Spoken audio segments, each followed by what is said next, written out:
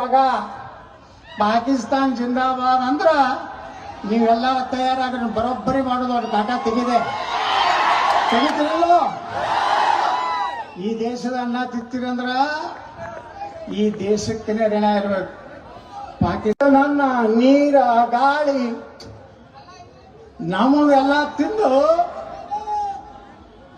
ಇವತ್ತು ಪಾಕಿಸ್ತಾನ ಪರವಾಗಿ ಮಾತಾಡೋರ ವಿರುದ್ಧ ನಮ್ಮ ಹೋರಾಟದ ಕೇಸ್ ಹಾಕ್ತಿದ್ರ. ನಾವು ಪಾಕಿಸ್ತಾನ ವಿರುದ್ಧ ಮಾತಾಡ್ತಿ ಕೇಸ್ ಹಾಕ್ತೀರಾ? ಹಾಕ್ರಿ. I am ready. ಈ ರೀತಿ ನಮ್ಮನ್ನೆಲ್ಲ ರಂಜಿಸಿ ಕರ್ನಾಟಕದಾಗ ಇವತ್ತು ಇಡೀ ಕರ್ನಾಟಕ ಅಡ್ಡಾಡಕತ್ತೀನಿ. ನಾನು ಬೀದರ್ನಲ್ಲಿ ಅಡ್ಡಾಡಿದೆ, ಕಲಬುರಗಿ ಹೋಗಿದ್ದೆ, ಮೊನ್ನೆ ಬೆಳಗಾವಿ ಜಿಲ್ಲೆ ಹೋಗಿದ್ದೆ, ನಿನ್ನೆ ಬಾಗಲಕೋಟೆ ಜಿಲ್ಲೆ ಹೋಗಿದ್ದೆ. ಎಲ್ಲಿ ಹೋದ್ರು ಸಣ್ಣ ಹಳ್ಳಿ ಐತಂದ್ರೆ 1000ರಿಂದ 1200 ಸೇರ್ಲಾಕತ್ತಾರ ಮಂದಿ. ಇಲ್ಲಿ ಒಂದು ತಿಂಗಳಿಂದ ಒಬ್ರು ಮಾಡಿದ್ರು 25,000 ಮಂದಿ ಇದ್ರ ಅಂತ ಹೇಳಿದ್ರು. ಸ್ಟೇಜ್ ಮುಂದೆ ಮಂದಿನೇ ಇರಲಿಲ್ಲ. ನೋಡಿರಲ್ಲ ಹೆಂಗಾಗ್ಯಾವ ಕಾರ್ಯಕ್ರಮಗಳು.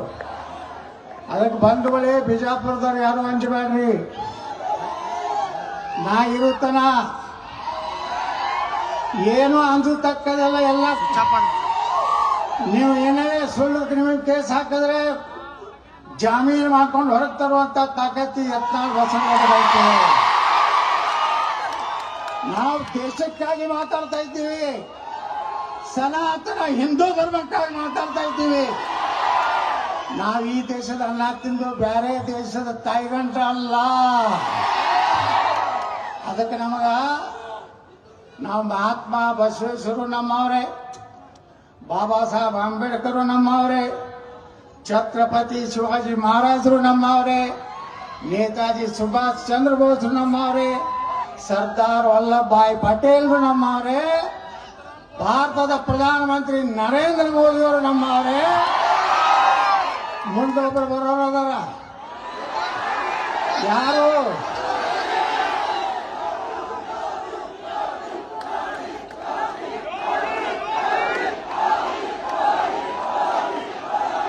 ಸಾಕು. ಯಾರಿಗೆ ಹೋಗಿ ಮುಟ್ಬಿಡ್ತು. ಅದಕ್ಕೆ ಯಾರು ಏನೋ ಹಂಚಬೇಡ್ರಿ. ಚಾಮರಾಜನಗರನಿಂದ ಹಿಡಿದು ಬಿದರ್ ತನ ಈ ಸಲ ಹಮ್ ಭಗವಾ झंडा ಫಹರಾಯೆಂಗೆ. ಒಬ್ರು ಇಂಟ್ ಅಧಿಕಾರಿ ಹೇಳ್ತಿದ್ರತ್ತ, ಒಬ್ಬ MLA ಮನೆ ಹೋದಾಗ, ಯತ್ನಾಳು ಬರೀ ಉತ್ತರ ಕರ್ನಾಟಕದಲ್ಲಿ ಇಲ್ಲಪ್ಪ, ಚಾಮರಾಜನಗರನಾಗನು ಮೈಸೂರಿನಾಗನು ಅವನ ಅಭಿಮಾನಿ ಅದಾರ. ಅವ ಬಂದು ಭಾಷಣ ಮಾಡಿದ್ರೆ ಒಂದು MLA 15ರಿಂದ 20,000 ಓಟ್ ಹೆಚ್ಚಾಗ್ತಾವ ಅಂತೇಳಿ ಒಬ್ರು ಇಂಟ್ ಅಧಿಕಾರಿಗಳು ಹೇಳ್ತಿದ್ರು. ಅಂತ ಶಕ್ತಿ ಇವತ್ತೆಲ್ಲಿ ಛತ್ರಪತಿ ಶಿವಾಜಿ ಮಹಾರಾಜರು ಸಣ್ಣವರಿದ್ದಾಗ ಇಲ್ಲಿ ಬಂದಾಗ ಏನಿಲ್ಲ, ಒಬ್ಬ ಆಕಳ ಕಡಿಲಕತ್ತಿದ್ದ ಈ ಅಗಸಿ ಒಳಗ ಅವನೇನು ಕೈ ಕಡದದ್ದು ಉದಾಹರಣೆ ಇತ್ತು. ಶಿವಾಜಿ ಮಹಾರಾಜರದ್ದು ಬಿಜಾಪುರ ಇತಿಹಾಸ ಇದೆ. ಆ ಬಿಜಾಪುರ ಭೂಮಿಯಿಂದ ನಿಮ್ಮೆಲ್ಲರ ಆಶೀರ್ವಾದದಿಂದ ಯಾರ್ದೋ ನಾ ಚಮಚಾಗಿರಿ ಮಾಡಿ ಬಾಸಿಸಮ್ ಮಾಡಿ ನಾನು MLA ಆಗಿಲ್ಲ. ನಾನು ಪ್ಯೂರ್ ಹಿಂದೂಗಳ ಓಟ್ ಮ್ಯಾಗ MLA ಆಗೀನಿ. ನನಗೆ ಯಾರ್ದು ನಾನು ಪ್ಯೂರ್ ಭಗವಾ झंडा ಮ್ಯಾಗ ಓಟ್ ಆಗೀನಿ. ನರೇಂದ್ರ ಮೋದಿಯವರ ಆಶೀರ್ವಾದದಿಂದ ಓಟ ನಾನು MLA ಆಗೀನಿ. ಬಂಧುಗಳೇ, ಇವತ್ತಿನಿಂದ ಯಾರು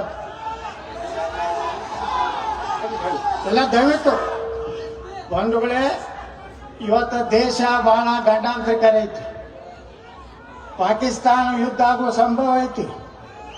ನೀವೆಲ್ಲ ಫೇಸ್ಬುಕ್ನಾಗ ಸೋಷಿಯಲ್ ಮೀಡಿಯಾದಾಗ ಯಾರು ದೇಶದ್ರೋಹಿ ಘೋಷಣೆ ಕೊಟ್ಟರೆ, ನಮ್ಮ ದೇಶದ ಬಗ್ಗೆ ವಿರುದ್ಧ ಏನಾದರೂ ಬರೆದ್ರೆ ತಕ್ಷಣ ಸೈಬರ್ ಕ್ರೈಮ್ಗೆ ಕಂಪ್ಲೇಂಟ್ ಮಾಡ್ರಿ. ನಮಗೂ ಒಂದು ವಾಟ್ಸಪ್ನಾಗ ಕೊಟ್ಟು ಕಳಿಸ್ರಿ. ಪೊಲೀಸರ ಅಧಿಕಾರ ಏನೋ ಅದ್ರ ಮ್ಯಾಗ ಆಕ್ಷನ್ ತಗೊಳ್ಳಿಲ್ಲ ಅಂದ್ರೆ ನಾವು ಹೆಂಗ ಅವ್ರಿಗೆ ಕೋರ್ಟಿನಿಂದ ಆಕ್ಷನ್ ತಗೊಳ್ತ ಕೆಲಸ ಮಾಡಬೇಕು, ನಾವೆಲ್ಲ ಮಾಡ್ತೀವಿ ಅನ್ನೋಂಥ ಮಾತನ್ನ ಹೇಳಕ್ಕೆ ಬಯಸ್ತಾ ಇದ್ದೇನೆ. ಇವತ್ತು ನಮ್ಮ ಕೂಡಲ ಸಂಗಮದ ಶ್ರೀಗಳಾದಂಥ ಜಯ ಬಸವ ಮೃತ್ಯುಂಜಯ ಮಹಾಸ್ವಾಮಿಗಳು ಪಾರ್ಲಿಮೆಂಟ್ನಲ್ಲಿ ಏನು ಮಹಾತ್ಮ ಬಸವೇಶ್ವರ ಮೂರ್ತಿಯನ್ನು ಕುಡಿಸಿ ನಾವು ಅಲ್ಲಿ ಜನ್ಮ ದಿನಾಚರಣೆ ಆರಿಸಿ ಇವತ್ತ ನಮ್ಮ ವಿಜಯಪುರ ನಗರಕ್ಕೆ ಬಂದಾರೆ. ನಾವೆಲ್ಲರನ್ನ ಹೃದಯಪೂರ್ವಕವಾಗಿ ನಾವು ಸ್ವಾಗತವನ್ನು ನಾವು ಬಯಸ್ತಾ ಇದ್ದೀವಿ. ನಾವೆಲ್ಲ ಪ್ರೀತಿಯ ಚಲನಚಿತ್ರ ನಟರು ಬಂದಾರೆ. ಅವರಿಗೂ ಸಹ ಸಾಕಷ್ಟು ನೀವು ಒಳ್ಳೆ ರೀತಿಯಿಂದ ಟಾಟಾ ಬಾಯ್ ಬಾಯ್ ಮಾಡಿರಿ. ಈಗ ಅವ್ರು ಹೇಳಿದ್ರು ನಿಮ್ಮ ಭಾಷಣ ನಾವು ಭಾಳ ಕೇಳ್ತೀವಿ ಅಂತೇಳಿ.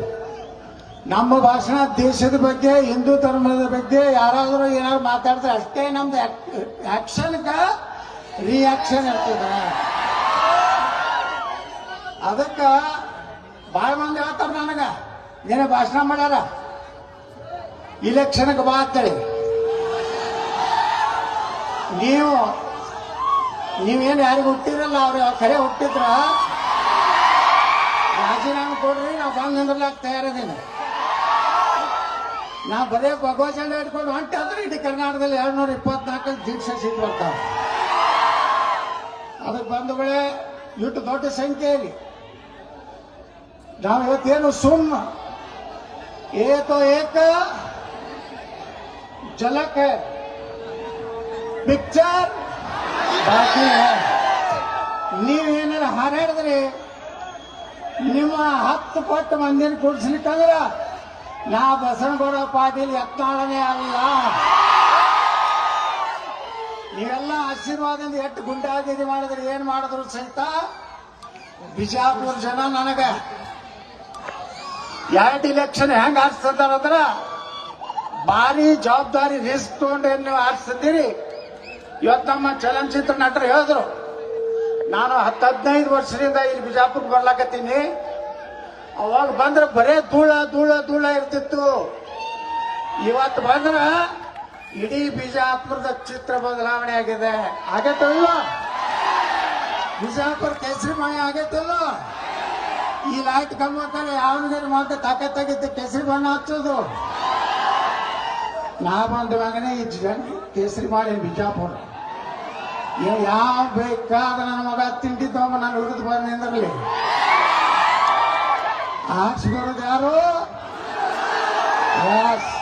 ಬೋಲೋ ಭಾರತ್ ಮಾತಾ ಕಿ ಜೈ ಶ್ರೀರಾಮ್.